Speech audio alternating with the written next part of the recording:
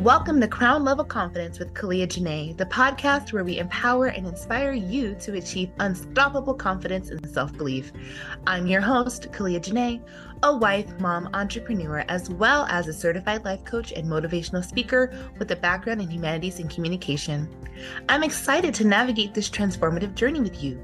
In each episode, I'll bring you candid conversations, practical tips, and inspiring stories from remarkable women who have conquered many challenges and risen to new heights. Get ready to have your crown straightened as we listen, learn, and laugh together so we can level up. Let's dive in. While Crown Level Confidence is usually a family-friendly show, this particular episode contains strong language and sensitive topics that may not be suitable for younger audiences. Parental discretion is advised. Welcome to this week of Crown Level Confidence, where we are leading women worldwide to lower their stress and level up their confidence.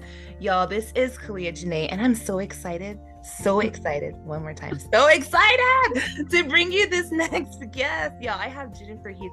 Let me tell you a little bit about her because we're going to have such a great conversation. I just need to tell you about her so we can get that out there and get into the nitty-gritty of the talk. Jennifer, say hey to everybody. Hey. Yeah, I'm so excited here. I'm doing all of this afraid, okay? Yes. All of it. Perfect. She said she's doing all this afraid. So if you're listening and you know there's something you're supposed to be doing, that's your cue. That's your sign. Girl, just do it afraid. Okay, so Jennifer Heath, she has a BS and an MA. Look at that, Bachelor of Science and a Master of Arts in Psychology. She is a devoted wife and mom to 3 boys. Woo, and she has time to be here with us. Currently, she's a stay-at-home mom and a part-time swim instructor studying for her realtor's license. Look at this, multi-talented. Recently, she was diagnosed with severe PTSD and ADHD, and she's now learning how to navigate that diagnosis, embrace a new lane, and use it as a pillar to educate herself and others on the resources and realities of this condition. Additionally, she's also the co-owner of a brand, Chameleon Love, a vision birthed out of one of the most challenging seasons in her marriage and has now become a way of life for her family. Chameleon's Love, am I saying that right?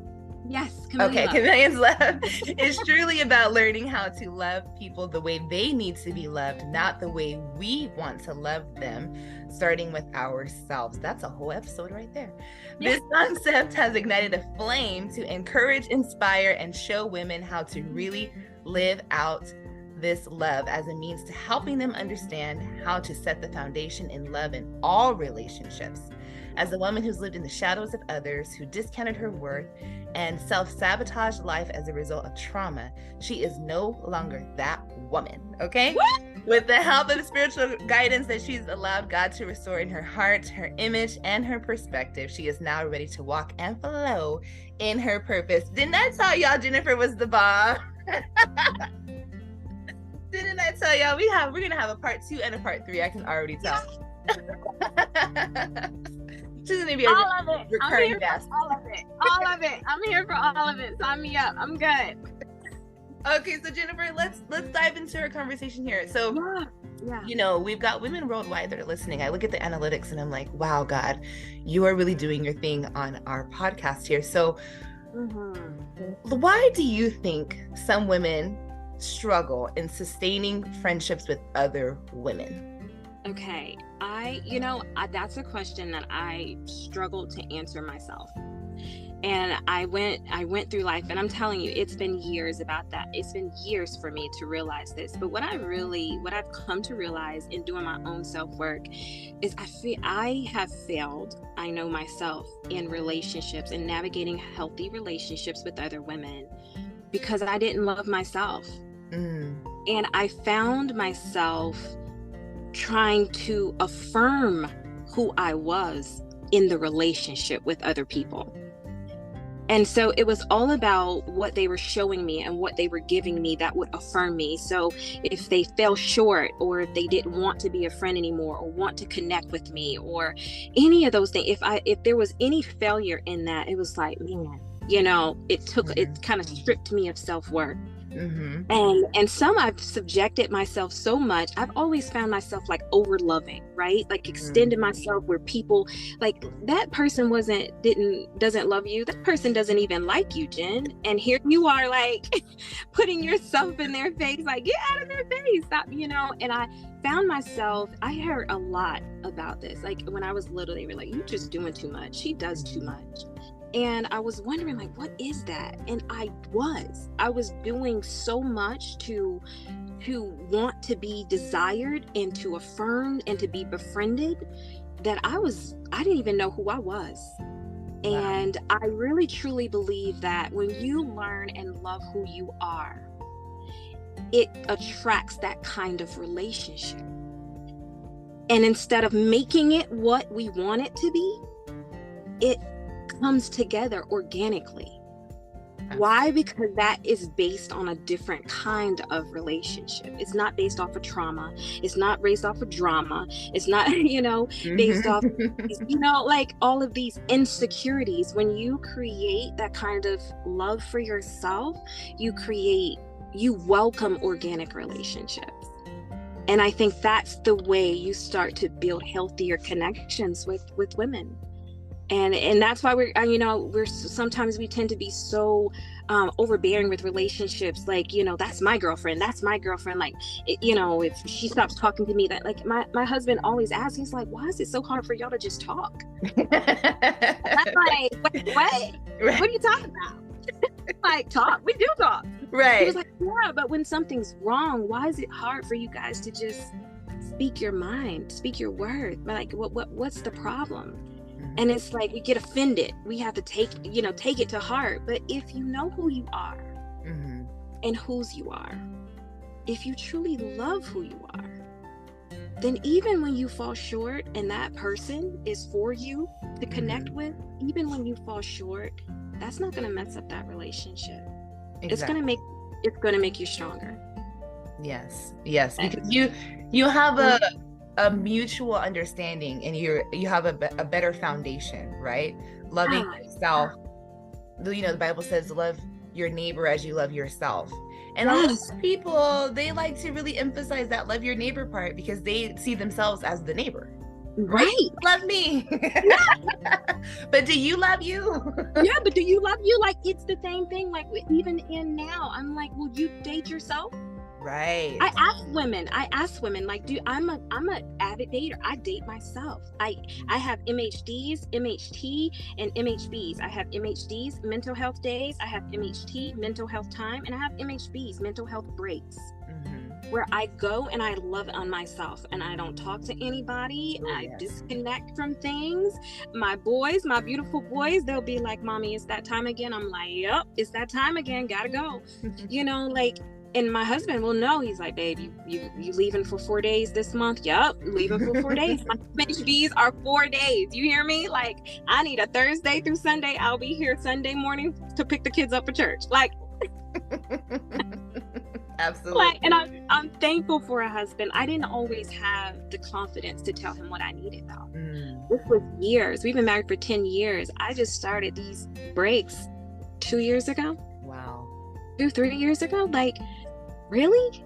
10 years of marriage? Like, just to get the confidence of knowing I need a break. I need to get away. Like, that's a long time. And not that I didn't have a person there willing to help me give me what I needed, but if I don't know what I need, how can I tell him? Yeah, exactly. Yeah, they're not mind readers at all. I'm very not mind reader. Yeah, my husband is the same way. He has a very kind way of coming to me and being like, do you need something? Because I noticed. So right? He's like, you're not you need to go get your nails done, or do you need we have a 13-month-old daughter, and I'm currently pregnant right now with our son, and so he'll be like, do you need and I'm like, yes, I do. Goodbye. Think about all that love that you are carrying inside of your womb. Like, you're teaching your baby already about self-love. Like, they come into self-love. And my babies, unfortunately, I have 3 boys, and man, I didn't love myself from the time I was pregnant to honestly the time now that I'm just learning to embrace loving, like really learning to enjoy raising them. Yeah. I have struggled to enjoy raising being a mom because I've struggled loving myself as a woman. Yeah, and it takes a lot of courage to say that out loud. You know, knowing that other people are listening, because it's true. A lot of women are afraid to admit that. And you know, with any change, you cannot affect what you won't address.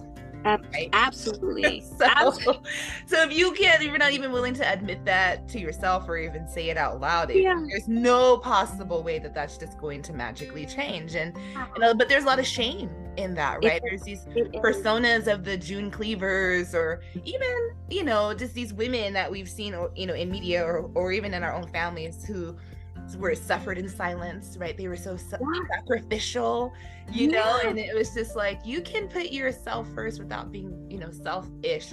I don't even know where the selfish became a dirty word. Like, oh, I travel a lot. I'm so glad that you said that. Because I think it's necessary for you to be selfish about yourself. You should be your favorite person. Yes. And if you're not hyping yourself up, girl, who is? Like, yeah, you won't have it to give if you don't have it in you. You know, one of the most profound things that my husband said to me in a recent moment of adversity, because listen, just because you have a happy marriage don't mean you don't have those moments, okay? So absolutely, I was we be looking at each other like, yeah, we love ourselves and we love our marriage, and this is why we do what we do, right? And so, but he, at the end of that, I love how gentle and accommodating he is to my emotions and my feelings, because it really helps me to be a better person. But he said, you know, babe, I really hope my prayer for you one day is that you love yourself as much as I love you. Wow. And you believe in yourself more than I believe in you. And I'm like, dang, like, I've been out here going hard for everybody. I am people's biggest hype woman. I will make you feel like you could do everything, and I will make myself feel like I can do nothing. Like, yeah, you gave it all away. Yeah, I gave it all away. You give it all away, and what do you have? But now just really being in my lane and just like, you know, understanding like, God doesn't want you to do that, Jen. Like, we should not be giving ourselves at the expense of ourselves. Right. It's just, that's the wrong way to give. You should be giving to other people as an extension of you giving to yourself. Yep. And I'm today old learning that, okay? You're not alone, trust me, you're not. And you know today, but here's the thing. You could have known that, right? But sometimes life has a way of allowing us to forget the things that we know or the things that we learned. So someone is listening and they're like, oh yeah, right. Like, they went through this period of blindness where they forgot. Yeah. And then I like the way you said that some things happen, right? Some things happen in life. And I was really wondering and battling with myself, like, Jen, when did you stop loving yourself? When did you lose self-worth? And I remember being around 16 when that transition started to happen for me, between 15 and 16, where you really start coming into womanhood and figuring out who you are. And at 15, I got in a really bad argument with my dad, and he got so upset with me. And I remember visually him having a glass, and he threw this vase at me from the kitchen. And he was like, I hate you, you fucking bitch. Like that, those are the words that came, and excuse my language, but those are the words that came out of his mouth. And he was just like, you're just like your mom. You're just like, and I was just like, it just hurt. And he was like, you're not going to do anything but, mess around and get pregnant. And Clea, when I tell you a year later, I got pregnant at 17, didn't know who the father was. And it was the hardest mistake. It was the biggest mistake of my life, because I couldn't tell anybody. My parents were going towards a divorce. I was scheduled to go to college in August. Wow. I went to prom pregnant and didn't even know it. and something was going on in my body, and I was just like, what's wrong? So I took myself to the doctor, and it came out, and in May they were just like, I had no cycle, no nothing, like no indication that I was pregnant, none of this. And the doctor was just like, yeah, you're pregnant, and what do you want to do? And I was like, yeah, to discuss termination, and went straight to discussing termination. And by the time I got an abortion, like a month before I was scheduled to go to college. Wow. And I did it a day before my 18th birthday. Wow. Nobody was there with me. It was just me and him, lonely. I thought that I was only a couple of weeks.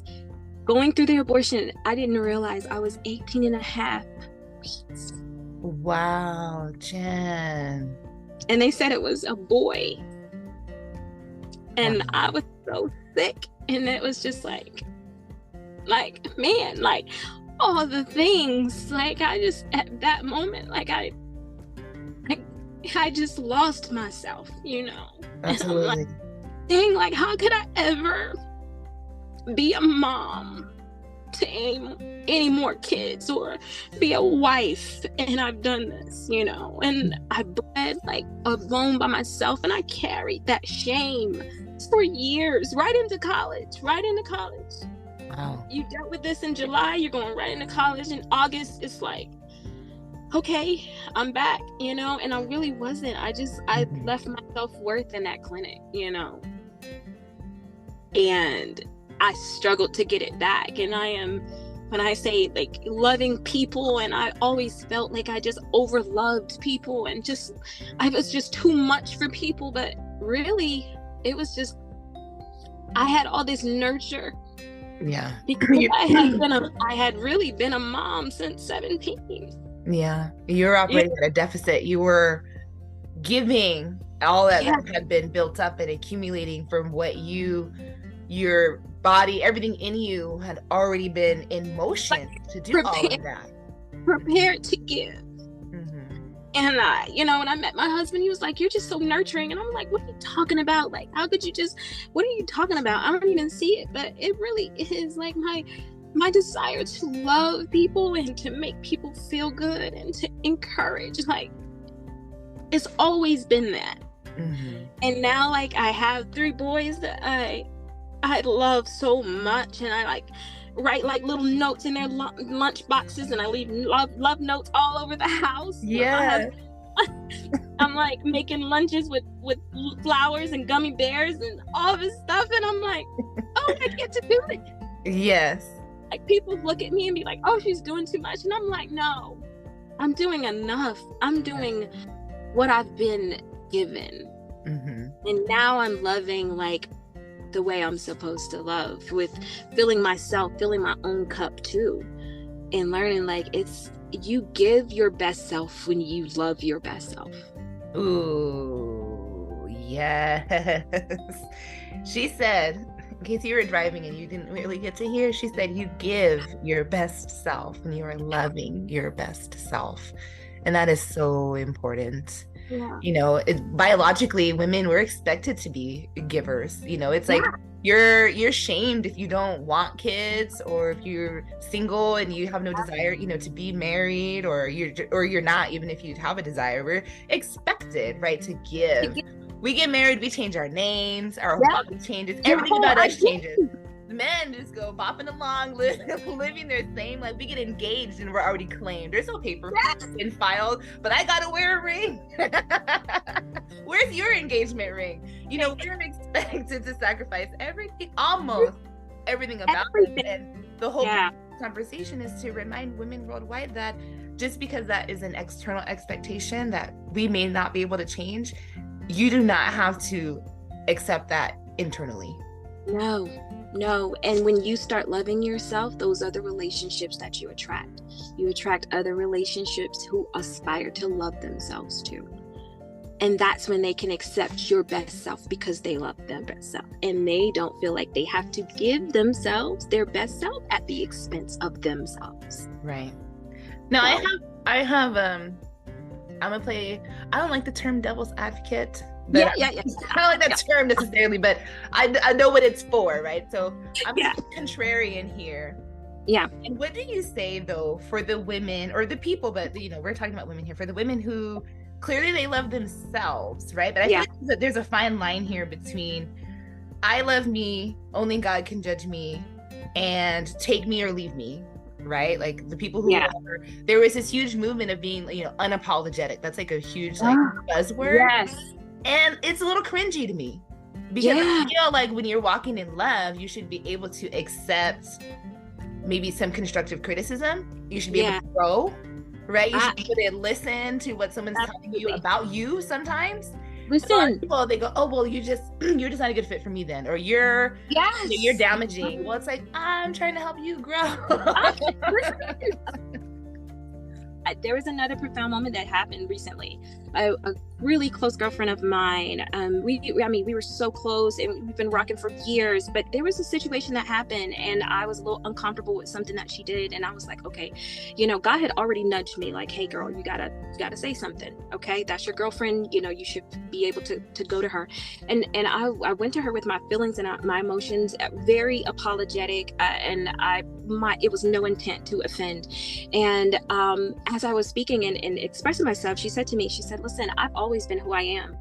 Maybe you're uncomfortable with who I am because you don't know who you are. And that was cringing to me. And I was like, woo, I would never tell my girlfriend something to that magnitude, right? But when you were speaking about the energies, like I'm matching what everybody's energy's on. I'm not matching your energy. I am allowing, and I think that's the part where you really allow God to come in and restore your heart. Like when you are really thinking about like, what am I doing in myself that I could be changed? Like, what do I need to change? Like, God, help me change myself. Help me do a work within so that the energy that I'm putting out is the energy in love and the energy that I want reciprocated, because I do believe that you can give reciprocated energy. And so, if you're matching people's energy or that negativity, what is that doing for your self-worth and your self-esteem in the process, right? So I'm not matching people's energy. I am not on what everybody else is on. I'm on some good stuff, and I welcome you in my good space, but I am not going to allow myself to engage in those hurtful places or things that are not really filling you. You have to, I said to myself the other day, like, Jen, you know how people announce their presence?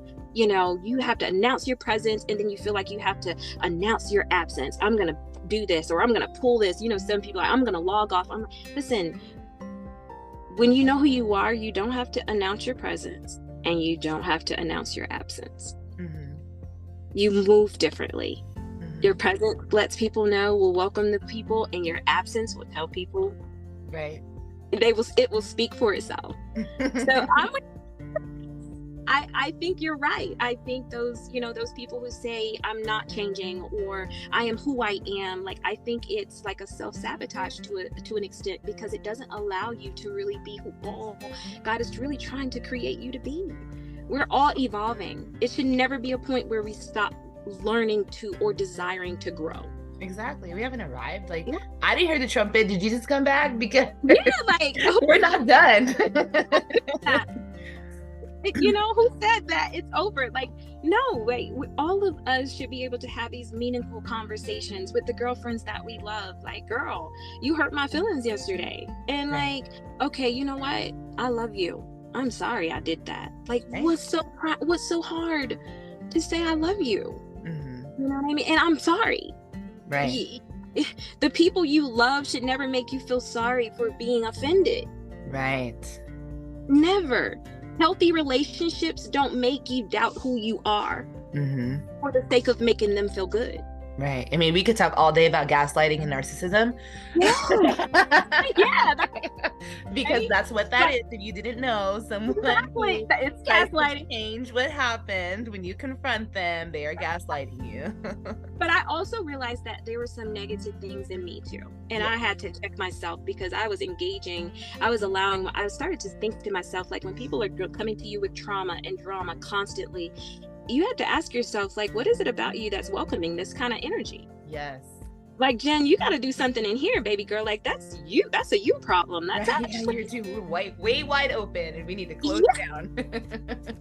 Bring it in, roll it in. Like, when I asked this last 2 years of really learning to embrace who God has created me to be, has allowed me to be more self-conscious, self-aware about myself, and to really like allow my discernment to sit within first before I discern outwardly, and to really try to correct my own actions. And I'm telling you, it's been a lonely season, Kalia, because I'm like, oh, my phone ain't ringing like it used to. Like, ain't nobody calling me with a T. Like, I'm like, you know. But what I realize is I'm getting spiritual tea. I'm having more meaningful conversations. Women who don't know me are pinging me, asking me about, like, asking me for prayer, and friends I haven't talked to in 14 years. I had a girlfriend that called me just last night, and she was like, Jen, I didn't even know who else to call. And I'm like, yeah, okay. Like, thank you for your ear. I'm like, you know, so when you stop walking in that type of behavior and into the toxicity of the relationships that you've been connected to, you start to open a floodgates of healthier relationships. Yes, and you're available, and suddenly you don't have to worry about matching that energy. Right. Yeah, there was a friendship that I recently walked away from because I never really knew which version of that person I was gonna get, and I was like, be prepared, embrace myself, and this is not what. Just no. We are too grown. She was even older than me, and it was just like, it's too much. We're this. I can't force this anymore. Like, I love you with love from over there, and I'm not gonna. And I love that you say forcing relationships, because so often we do that. What I realized in my life is that I have been holding people captive to my friendship. Okay, like captive to your life. When God puts a period, you don't put a comma. Right. We don't need to edit God. Like, you be going around there trying to make a semicolon, trying to make a dash. No, it's a period for a reason. It's done. You know, wrap it up. Be like, it's, you know. So it's just that. It's like holding people prisoner to your friendship. Like, let people grow and go. And when it's over, enjoy the season. But when it's over, release it. Yeah. So that something else can come in its place. You know. Absolutely. So that's where I am right now. Wow. Trying to figure it out. Wow. Gosh. Okay. So, Jen, tell me this, right?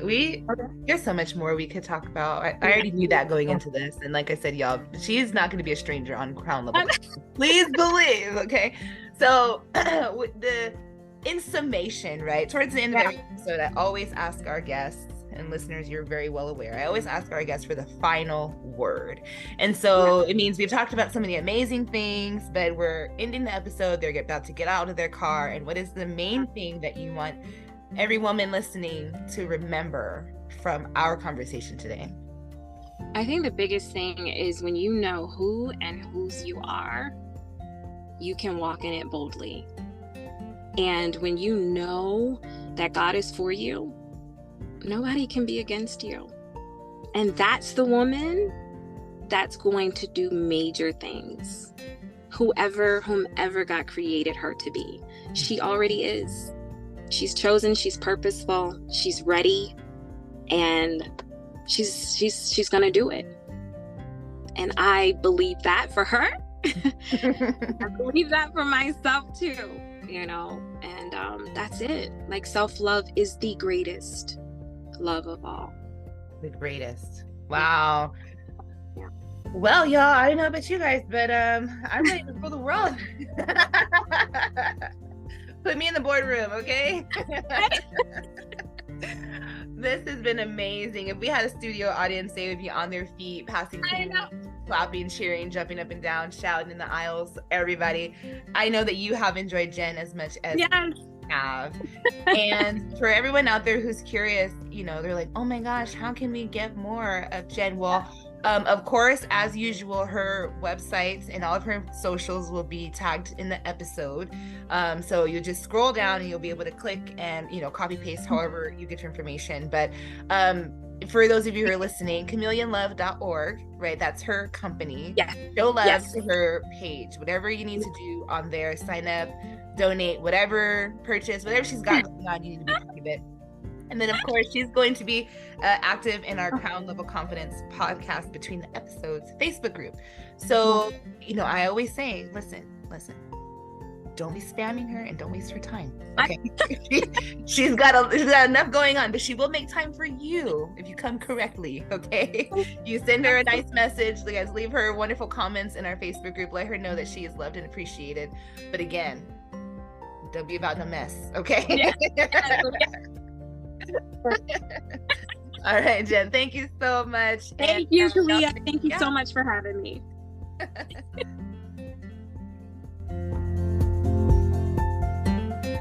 Thank you for tuning into another empowering episode of Crown Level Confidence with Kalia Janae. I hope you enjoyed today's conversation and found it both insightful and inspiring.